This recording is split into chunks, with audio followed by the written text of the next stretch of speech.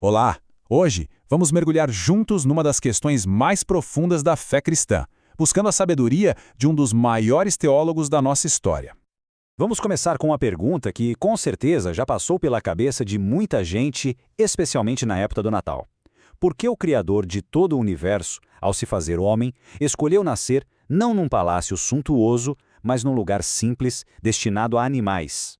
E para encontrar uma luz sobre essa questão, vamos recorrer a um dos maiores pensadores da Igreja, São Tomás de Aquino, que nos ajuda a entender a profundidade dessa escolha. Primeiro, vamos olhar com mais atenção para o cenário desse evento tão extraordinário, o nascimento numa manjedoura. A primeira pista para a gente desvendar esse mistério está, na verdade, no próprio lugar do nascimento. São Tomás de Aquino reflete sobre isso. Por que justo Belém, uma cidade pequena, sabe? Quase desconhecida na época? Por que não um centro de poder mundial como Roma? Ou um centro de poder religioso como a grandiosa Jerusalém? E a resposta é muito profunda. A escolha por Belém foi de propósito, para deixar bem claro que a transformação que estava começando ali não viria da força dos homens, do poder dos impérios ou da realeza, mas sim do poder de Deus. Essa escolha não foi aleatória, de forma alguma.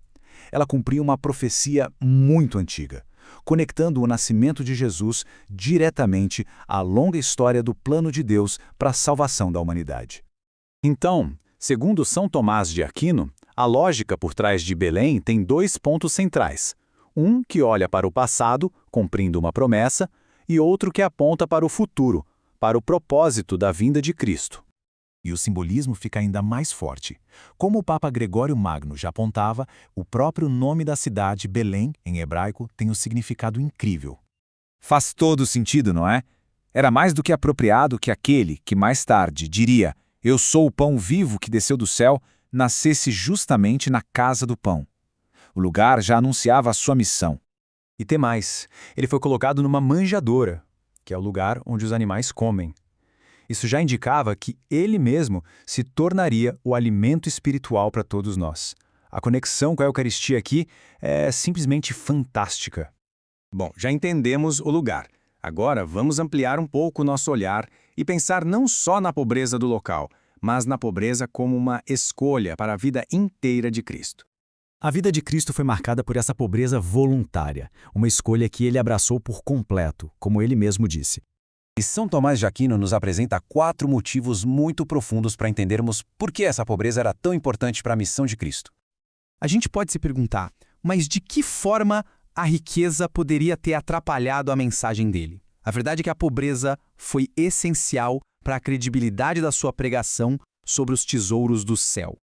Pensa bem, se ele fosse rico, muitos poderiam pensar que sua motivação era o ganho material. Mas, sendo pobre, fica claro que a única motivação era a salvação das almas. A mensagem ficava pura, sem ruídos. Então, essa escolha pela pobreza funciona como um verdadeiro remédio. Um remédio contra a nossa própria ambição e contra aquele apego às coisas materiais que tantas vezes nos desvia do que realmente importa. E tudo isso nos leva ao ponto central, talvez o mais impressionante. Como essa humildade extrema, essa pobreza, na verdade, revela o maior de todos os poderes. O Concílio de Éfeso resume essa estratégia divina de uma forma perfeita, mostrando que o plano era deixar claro que foi a divindade que transformou o mundo. Imagina só, se Cristo tivesse nascido em Roma como filho do imperador, todo o sucesso da sua mensagem seria atribuído ao poder imperial, não é? Mas ao escolher nascer de uma mãe simples, numa terra humilde, essa explicação mundana simplesmente não se sustenta. E é exatamente aí que está a genialidade do plano divino. A pobreza extrema de Cristo não era um sinal de fraqueza. Pelo contrário, foi a maior demonstração de poder que existe. Porque sem nenhum poder terreno, a transformação que ele iniciou no mundo só pode ser explicada de uma forma. Era a força de Deus agindo.